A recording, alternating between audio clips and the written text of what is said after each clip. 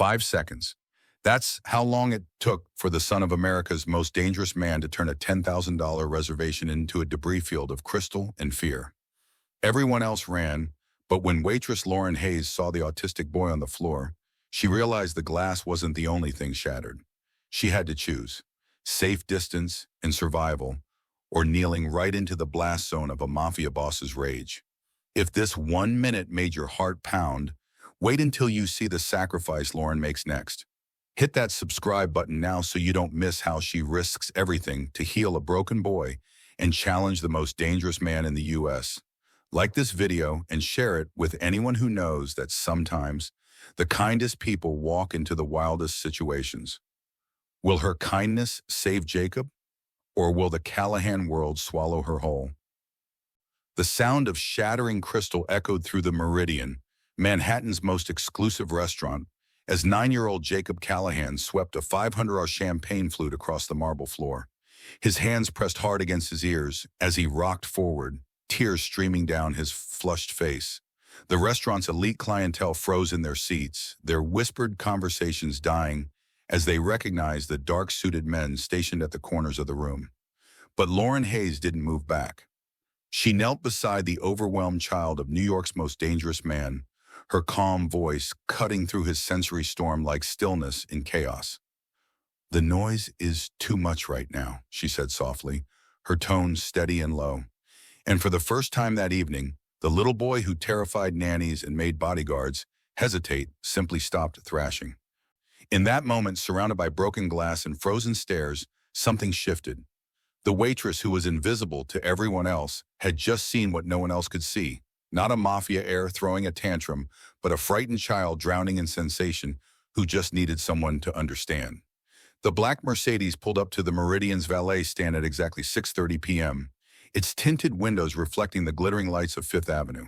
From the back seat, 9-year-old Jacob Callahan pressed his palm against the cool glass, watching well-dressed couples disappear through the restaurant's brass doors. He counted them silently, 1, 2, 3, 4, the rhythm helping him manage the anxiety tightening his chest. "Your father will meet you inside, Jacob," said Marcus, the head of security assigned to the boy for the evening. His voice carried the same careful tone everyone used around Jacob, part deference to his father's name, part uncertainty about how to handle him. Jacob said nothing. At 9 years old, he had already learned that promises about his father usually meant waiting, and waiting meant the terrible space where routine broke down and everything became unpredictable.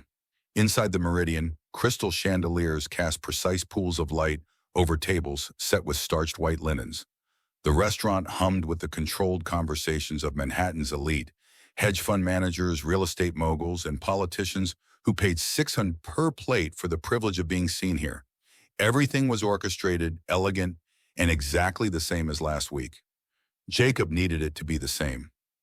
Lauren Hayes balanced a tray of appetizers on her left arm while mentally calculating her tips for the evening.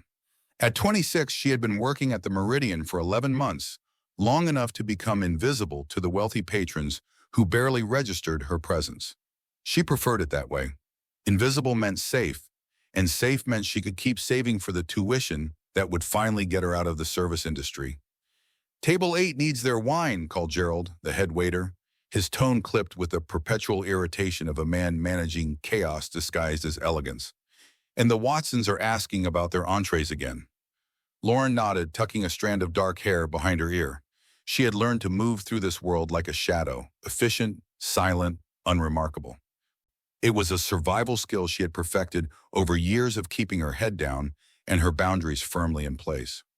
The restaurant's heavy doors opened, and Marcus entered with a small figure beside him. Jacob Callahan looked like any other wealthy child in his pressed white button-down and dark slacks, but Lauren noticed the rigidity in his small frame, the way his dark eyes fixated on the chandelier above with an intensity that seemed to block out everything else. His fingers tapped against his leg in a precise pattern. 1, 2, 3, 4, repeat. "Mr. Callahan's table," Marcus told the maitre d', who immediately straightened his posture. Everyone in Manhattan knew the Callahan name, even if they pretended not to understand what it meant. "Of course, right this way," the maitre d' said, leading them to a corner table with the clear view of both entrances.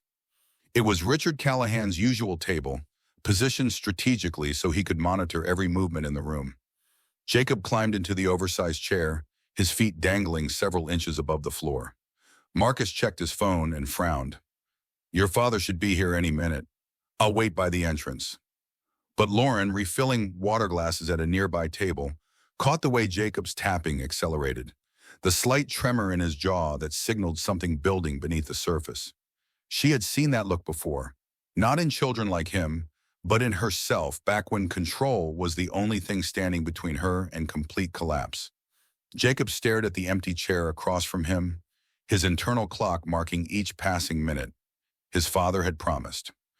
Promised they would eat at 6:45 p.m. Like always. Promised the routine would hold. The chandeliers hummed. He could hear it now, a frequency that crawled under his skin. The clinking silverware from the kitchen grew sharper. Someone laughed too loud at table 4. Marcus's phone buzzed. Jacob watched him answer it, saw his expression shift. "Jacob, your father is running about 20 minutes late. He said to order your—" The rest of the words dissolved into the rising tide of sensation. 20 minutes. The routine was broken. The promise was broken. The noise pressed in from all sides. Crystal chiming, voices overlapping, the unbearable hum of the lights. Jacob's hand shot out, and the champagne flute flew across the table, shattering against the marble floor in an explosion of sound that made everything worse. So much worse. His hands clamped over his ears as he rocked forward, a sound escaping his throat that wasn't quite words. The restaurant went silent. Forks froze midair. Marcus moved forward, then stopped, unsure whether to approach or maintain distance. The other security personnel exchanged glances, waiting for direction that didn't come. Lauren set down her tray. She walked across the dining room floor, her steps careful and deliberate, and knelt down beside Jacob Callahan in the spreading pool of broken crystal. She didn't reach for him, didn't try to make him stop. She simply made herself small and steady in his peripheral vision. "The noise is too much right now," she said, her voice barely above a whisper, low and even. "I know. It's okay." Jacob's rocking slowed just slightly, his eyes still squeezed shut. Stopped moving quite so frantically beneath his lids. "You don't have to look at me," Lauren continued, her tone as predictable as a metronome. "But I'm going to stay right here, where you can hear me." And somewhere in the chaos of his overwhelmed nervous system, Jacob heard her. Not the words exactly, but the rhythm of them, the steadiness, the lack of panic. For the first time in 10 minutes, he took a full breath. Lauren Hayes had exactly 47 minutes left in her shift when Jacob Callahan's world fell apart. She had calculated it while carrying salmon en route to table 6, the same way she calculated everything: rent due in 12 days, tuition payment in 6 weeks, grandmother's medication refill in 4. Numbers kept her grounded. Numbers didn't lie or disappoint. Her uniform was immaculate as always. Black vest pressed sharp, white shirt without a single wrinkle, dark hair pulled back so tight it never dared to slip. She moved through the meridian like water, filling the spaces between tables without disturbing the carefully constructed atmosphere of wealth and power. Efficient, professional, untouchable. That's how she survived in places like this. No personal stories shared with patrons, no emotional investments in their dramas. She'd learned that lesson the hard way at her last job, when getting involved in a customer's emergency had cost her 3 shifts in nearly her position. Never again. But now she knelt on imported Italian marble, surrounded by shattered crystal, beside a 9-year-old boy whose distress radiated outward in waves she could almost see. Marcus hovered nearby, his hand moving uselessly toward Jacob, then pulling back. "Jacob, you need to calm down. Your father—" "Don't," Lauren said quietly, not looking up. "He can't process that right now." Marcus's jaw tightened. "Miss, I don't think you understand who—" "I understand he's overwhelmed." Lauren kept her voice steady, her movements slow and deliberate. She reached for a fresh linen napkin from a nearby table. Not the decorative ones with stiff embroidery, but a plain service cloth, soft and without texture. She set it on the floor beside Jacob, not touching him, just placing it within reach. The fabric is soft, she said, her tone even and descriptive. Cool, no scratchy parts. Jacob's rocking slowed fractionally. His fingers, still pressed against his ears, twitched toward the cloth. Lauren pulled a glass of plain water from her apron. She always kept one there for herself during long shifts. She set it down with barely a sound. Plain water, no ice, no bubbles, just water, if you want it. Jacob's hand moved from his ear to the napkin, gripping it tightly. His breathing shifted from rapid gasps to something more controlled. His eyes, still closed, stopped moving so frantically. Have you ever watched someone choose compassion over self-preservation in a moment that could cost them everything? Behind them, Lauren heard the restaurant manager approaching, his expensive shoes clicking against marble. She also heard something else. Heavier footsteps, measured and deliberate, accompanied by the rustle of multiple men moving in formation. Richard Callahan had arrived. Lauren didn't look up when the footsteps stopped 6 feet behind her. She had already committed to this moment, and backing away now would only confuse Jacob further. "We can pick up the pieces," she said softly to the boy, her voice maintaining that same steady rhythm. "One at a time. It gives our hands something to do." Jacob's eyes opened, red-rimmed and unfocused. But he watched as Lauren carefully picked up a larger shard of crystal, setting it in her palm. After a long moment, his small hand reached out and selected a piece, mimicking her movement. The restaurant manager's voice cut through the silence. "Mr. Callahan, I apologize profusely for this disruption. We'll have this cleaned immediately and stop talking." The voice was quiet, but it carried the kind of authority that ended conversations instantly. Lauren positioned herself slightly between Jacob and the growing crowd of onlookers, creating a wall with her body. She kept picking up glass, kept the activity going, giving Jacob something predictable to focus on. "Who are you?" The question was directed at her, each word precisely articulated. "Lauren Hayes, I'm a waitress here." She still didn't turn around, didn't break the rhythm she'd established with Jacob. "Look at me when I'm speaking to you." "I will in a moment," Lauren said, her tone respectful but firm. "Right now, your son needs consistency more than you need eye contact." The silence that followed was dangerous. She could feel it pressing against her back like a physical weight. Marcus made a small sound that might have been a prayer, but Lauren finished collecting the glass in front of Jacob, then slowly stood, turning to face Richard Callahan for the first time. He was exactly what she expected. Tall, impeccably dressed in a navy suit that probably cost more than her car, dark hair styled with precision. But it was his eyes that struck her, dark and calculating, currently fixed on her with an intensity that would have made most people stammer apologies. Lauren met his gaze steadily.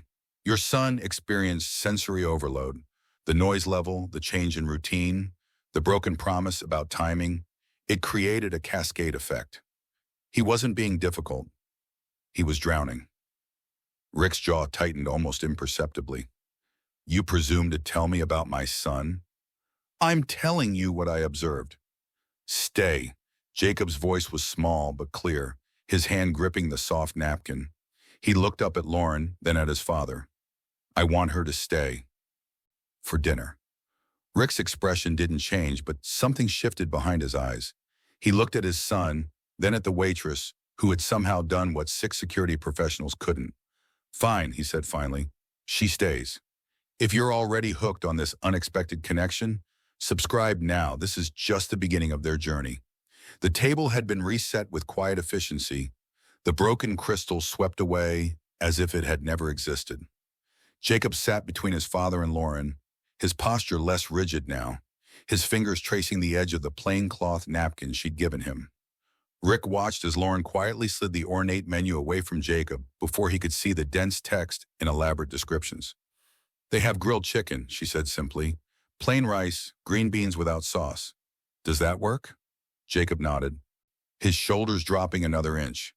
Rick had negotiated million-dollar deals, had stared down prosecutors and rival families, but he couldn't remember the last time his son had relaxed in his presence. "How did you know what to order?" "Sensory-safe foods are usually simple," Lauren replied, accepting a glass of water from a hovering server. "Predictable textures, No surprises. You seem to know a lot about this. I read. She met his gaze across the table, her expression neutral. It's not complicated if you pay attention. Rick leaned back, studying her. She wasn't intimidated by him. That much was clear.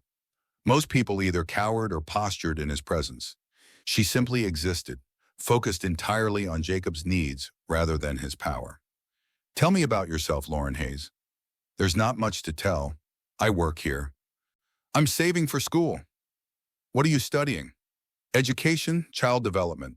She adjusted Jacob's water glass, moving it slightly to the left where he could reach it more easily without stretching. The movement was so seamless, Rick almost missed it. Why education? Lauren's jaw tightened fractionally. Because everyone deserves someone who understands them. Before Rick could push further, Jacob spoke up, his voice gaining strength. But do you like trains? I know all the subway lines. The 4, 5, and 6 trains share the same track from 125th Street to Bowling Green. Most people don't know that. Lauren smiled, the first genuine expression Rick had seen from her. I didn't know that. What else can you tell me? Jacob launched into an explanation of track-switching mechanisms, his hands moving to illustrate his points. Rick watched his son come alive, animated in a way he rarely saw anymore. Mom didn't like when I talked about trains, Jacob said suddenly, his enthusiasm dimming. She said it was boring. Then she left and didn't come back. The silence that followed was heavy. Rick's hand tightened around his glass. Lauren's voice remained steady. Some people don't know how to stay, Jacob, but that's about them, not about you or your trains. What would you have said to comfort a child carrying that kind of pain? The Callahan mansion rose from the Upper East Side like a fortress, all stone facade and iron gates. Lauren stood at the entrance 3 days after the restaurant incident, her practical messenger bag slung over her shoulder, wondering what exactly she'd agreed to. Rick had offered her a position, not as staff, but as something he called a developmental consultant for Jacob. The pay was more than double what she made at the Meridian, enough to finish her degree in 1 year instead of 3.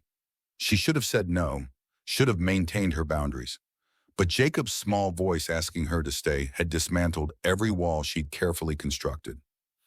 Inside, the mansion was exactly what she expected. Imported marble, museum-quality art, furniture that looked expensive and uncomfortable. Cold perfection without a single fingerprint or sign of actual life. Jacob's room was worse. Despite the space and the expensive educational toys arranged on pristine shelves, it felt like a showroom. The overhead lights were too bright, the walls an institutional beige. No textures, no comfort zones, nothing that said a real child lived here. He doesn't sleep well, Rick said from the doorway, watching her survey the space. Lauren pulled a notebook from her bag. He needs a visual schedule, something he can see and predict. And this room needs modification. Softer lighting, a quiet corner with weighted blankets, noise-canceling, headphones accessible at all times. Whatever he needs. She turned to face him. It's not just about buying things, Mr. Callahan. It's about consistency. If I create a routine, it has to hold. That means you show up when you say you will. It means no surprises, no broken promises. Rick's expression darkened. You think I want to disappoint my son? I think your life makes it inevitable. Lauren's voice was matter-of-fact, not accusatory. And Jacob pays the price. The silence stretched between them. Rick moved to the window, his back rigid. When he finally spoke, his voice was quieter than she'd ever heard it. My father raised me to believe that weakness gets you killed. Emotion is weakness. Attachment is weakness. He paused. But Jacob, he feels everything so intensely. How do I protect someone like that in my world? Lauren set down her notebook. Maybe the question isn't how to protect him from feeling. Maybe it's how to give him the tools to navigate those feelings safely. Rick turned, and for a moment, the controlled mask slipped. What if I'm the thing he needs protection from? The call came at 2:47 p.m. on a Tuesday.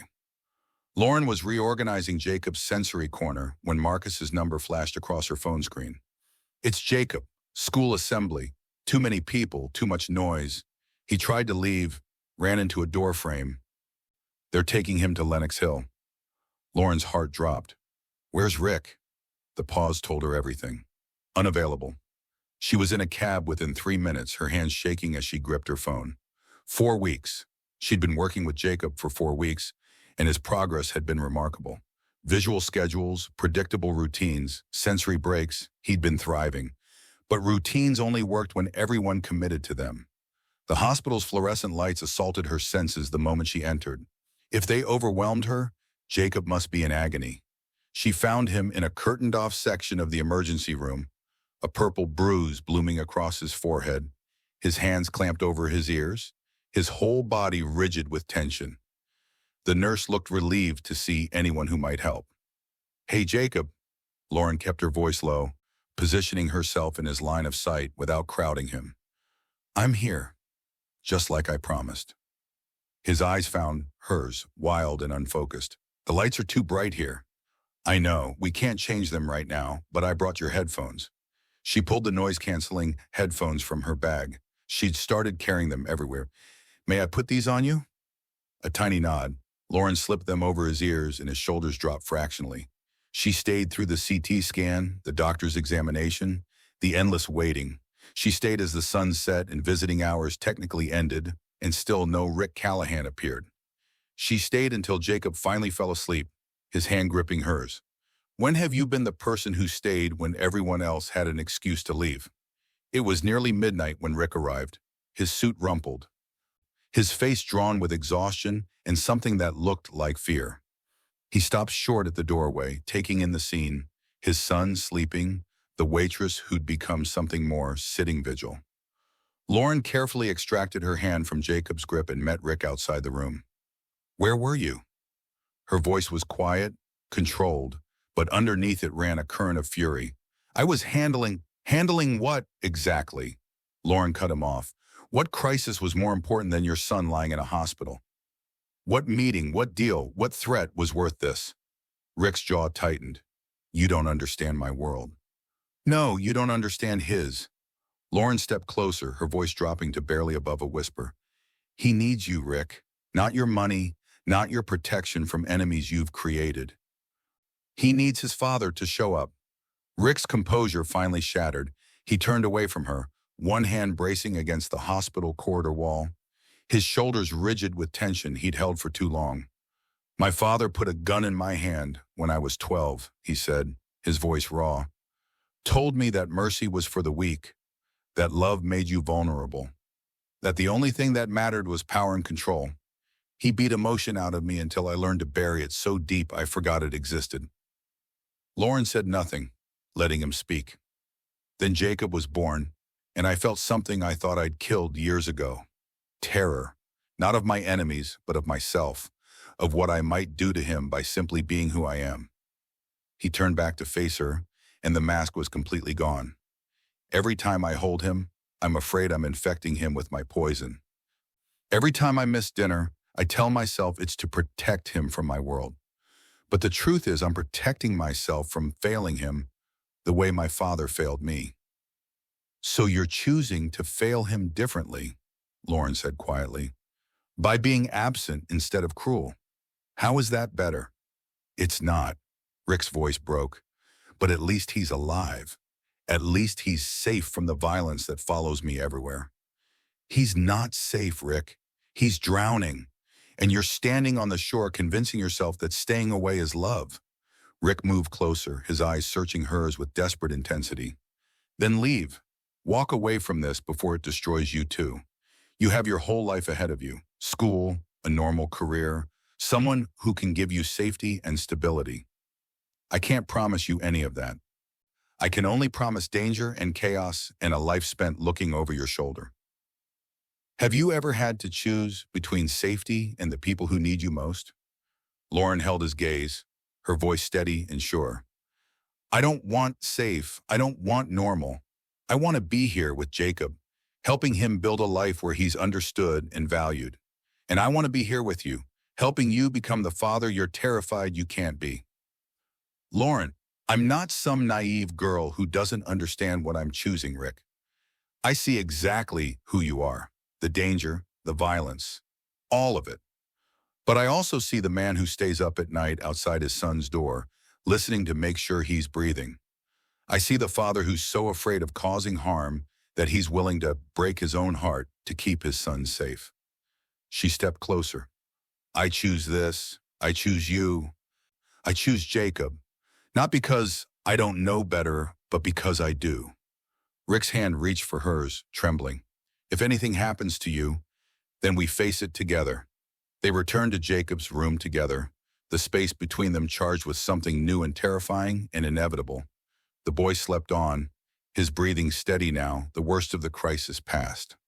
Rick stood at the foot of the bed, watching his son with an expression Lauren had never seen before. Unguarded, vulnerable, human. When he finally spoke, his voice was barely above a whisper. I don't know how to do this. How to be what he needs, what you both need. You learn, Lauren said simply, one day at a time, one promise kept at a time. Rick moved to the opposite side of Jacob's bed, facing Lauren across the small body of his sleeping son. He reached out slowly, deliberately, and took her hand. His grip was firm but careful, as if he were holding something precious he'd never been taught to handle. If you stay, you become part of this family, and I protect my family with everything I have. His dark eyes met hers with absolute certainty. You belong to us now, Lauren, and we protect what is ours. It should have sounded possessive, controlling. Instead, it sounded like a vow from a man who had never learned to speak the language of love, but was trying desperately to translate his brutal vocabulary into something resembling it. Lauren squeezed his hand, her thumb brushing across his knuckles. Then I'm staying, all in, whatever comes. Rick's throat worked as he swallowed hard. I'll start legitimizing the businesses. It'll take years, but I'll do it. For him. For you. For yourself too, Lauren added softly. You deserve a life that isn't defined by your father's violence. Something shifted in Rick's expression, a crack in the foundation of beliefs he'd built his entire existence upon. He looked down at Jacob, then back at Lauren, and for the first time since she'd met him, Richard Callahan smiled. It was small, uncertain, unpracticed, but real. I don't deserve you, he said. Probably not, Lauren agreed, a hint of humor breaking through the intensity. But you're stuck with me anyway. Jacob stirred slightly, his hand reaching out in sleep. Both adults moved instinctively, Lauren adjusting his blanket while Rick steadied his IV line. A small moment of coordination that felt like practice for something bigger. Their dangerous, uncertain, purposeful future had begun. If you're invested in seeing how this family transforms, don't miss what comes next. Subscribe to follow their journey. 5 years had softened the edges of the Callahan mansion in ways that money never could. The beige walls of Jacob's room were now a calming sage green, lined with shelves displaying his carefully organized collection of subway maps and model trains. The cold marble floors were covered with area rugs in sensory-friendly textures. Fingerprints smudged the windows, evidence of actual life being lived. Lauren stood in the kitchen, renovated to include a visual schedule board that dominated one wall, checking off the morning routine as 3-year-old Emma finished her breakfast and 18-month-old Michael banged a spoon against his high-chair tray with determined enthusiasm. Mom, it's 7:23. We leave at 7:30. Jacob appeared in the doorway, backpack already on, his 14-year-old frame starting to match his father's height. His voice carried the same precision it always had, but now it was confident rather than anxious. Right on schedule, Lauren confirmed, rinsing Emma's plate. Dad's bringing the car around. Jacob nodded, pulling out his phone to check the subway status. Not because he wrote it, but because knowing the system's operations still brought him comfort. He'd started a blog about public transportation that had gained a surprising following. Columbia had already sent recruitment materials, interested in his analytical mind. Rick entered through the garage door, his suit replaced by casual slacks and a button-down. These days, he ran a legitimate real estate development firm in a chain of security consultation businesses. The transition had taken 3 brutal years of careful maneuvering, strategic exits, and letting go of the empire his father had built. But he'd done it. Emma, shoes, he said, and his daughter immediately ran to comply. Even at 3, She understood the household routines that kept everything stable. Lauren watched him scoop up Michael, catching her eye across the kitchen. 5 years of marriage, and he still looked at her like she'd saved his life. Maybe she had, or maybe they'd saved each other. Jacob, remember you have chess club after school, Lauren reminded him. Marcus will pick you up at 4:15. No, Mom, it's on schedule. But he said it with affection, not irritation. The morning unfolded with the precise choreography they'd perfected. Backpacks by the door, lunches packed, goodbye kisses distributed. What would chaos look like in your household if everyone knew exactly what to expect? As Rick's car pulled away with Jacob in the passenger seat, both of them discussing the morning's transit delays, Lauren felt Emma's small hand slip into hers. Routine makes us safe, the little girl recited, the family mantra she'd absorbed since birth. Yes, baby, Lauren agreed, pulling her close. Routine makes us safe. That evening, after dinner had been cleared and the younger children bathed and tucked into bed, Rick found Lauren in the living room reviewing Jacob's updated schedule for the upcoming week.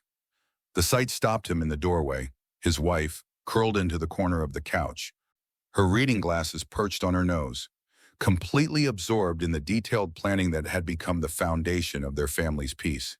How had he ever functioned without her? How had he survived in that cold, violent world, thinking that control through fear was the only form of power worth having? You're staring, Lauren said without looking up, a smile playing at her lips. I'm appreciating. She glanced up then, her expression softening. Long day? Good day, he corrected, settling beside her. Closed the property deal in Brooklyn.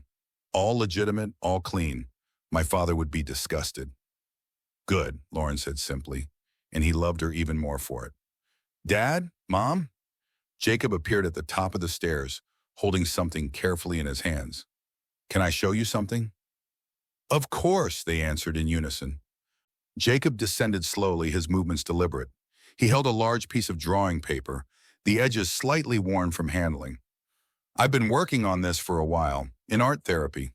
He laid it on the coffee table, a family portrait rendered in Jacob's precise, detailed style. Rick and Lauren sat together, flanked by Emma and Michael, but it was the layers visible beneath the current image that made Lauren's breath catch. She could see the ghost lines of earlier versions, a portrait with just Rick and Jacob, lonely and incomplete. Then another layer showing 3 figures, the third one undefined, unknown. And finally this version, complete and whole. It's everyone, Jacob said quietly. The family I have now, the one that's right. Rick's hand found Lauren's, their fingers intertwining automatically. He thought back to that night in the Meridian, the shattering crystal, his son's overwhelming pain, and the waitress who had seen past the chaos to the child underneath. What moment changed the entire trajectory of your life? You know what I realized, Rick said, his voice rough with emotion. The moment everything changed wasn't when I decided to go legitimate, or when we got married, or even when I first held Emma. He looked at Lauren, then at Jacob. It was the moment your mom knelt down in broken glass and chose to see you, Jacob. Really see you. That's when our future began. Lauren leaned into his shoulder, her eyes on the portrait. We all chose each other that night. We just didn't know it yet. Jacob carefully picked up his drawing.